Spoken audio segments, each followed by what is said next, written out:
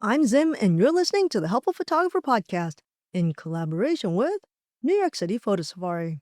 To register for a safari, please visit newyorkcityphotosafari.com. Today's episode goes out to Mike in Denver, Colorado, who wants to know, is there a cheap way to frame your images? Unfortunately, the short answer is no, unless you're willing to do it yourself. So let's talk about what it actually takes to frame a photo properly, archivally, so it lasts. First things first, everything inside the frame, the glass, the mat board, the image itself, is called the package. If you want true archival framing, everything that touches your photo or artwork needs to be archival quality. What qualifies for archival quality is whatever will last 100 years or more. Let's start from the outside and work our way in. First, the frame or the molding. That's the decorative part around your package. It's also what you attach the hanging wire to. This is the one piece that does not need to be archival, since it never actually touches your print.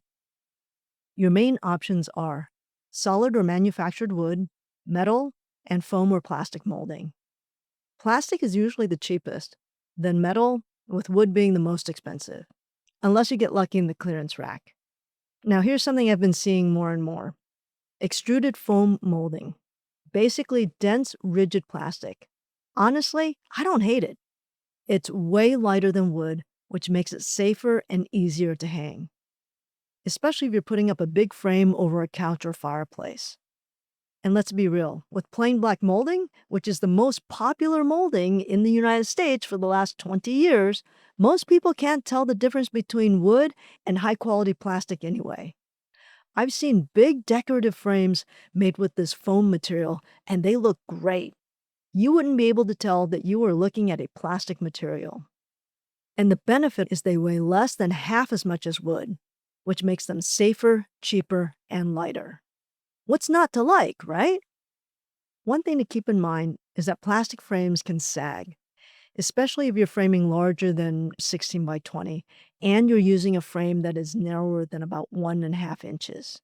If you're using a 2-inch or wider frame, you can go pretty large and not see a problem. The key is the wider the frame molding, the stiffer it's going to be. And this is the case with wood as well. But again, wood is going to be really heavy, especially once you get to the 2 and 3 and 4-inch wide molding.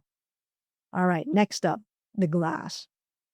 I used to use plexiglass, and people would roll their eyes. Like plastic? Really? But here's the kicker. Plexi is several times more expensive than regular glass, and it's better. Why? Plexiglass is lighter, almost shatterproof, and it breathes, meaning it allows moisture to escape instead of trapping it inside the frame. Unless you live in a museum-level, climate-controlled space, moisture is always going to sneak into your frame.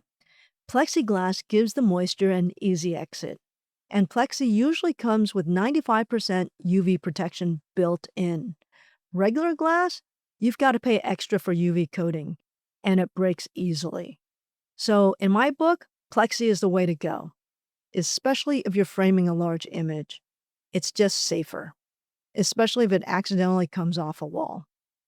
Okay, moving inward, the mat. This is the colored border that sits on top of your print. Here's the bad news. If it's colored, it's probably not archival. I know. You want that nice deep green mat that matches the tulips in your photo or the accent wall in your living room. But dyes slowly leach chemicals into your print, and over time, you'll end up with yellowing or blotches. True conservation-grade mats only come in a few shades: white, off-white, and light gray. That's it. Museums use them for a reason. Seriously, when was the last time you saw a colored mat in a real museum? Pro tip: check the edge of your mat board. If the core is a different color than the surface, it's not archival. If the color runs all the way through, you're on safer ground. But black doesn't count. Up next, mounting. This is how you actually hold your print upright inside the frame. The golden rule is no duct tape, no masking tape, no painter's tape, ever. Cheap tape yellows over time and ruins the artwork. The gold standard is acid-free, reversible adhesives.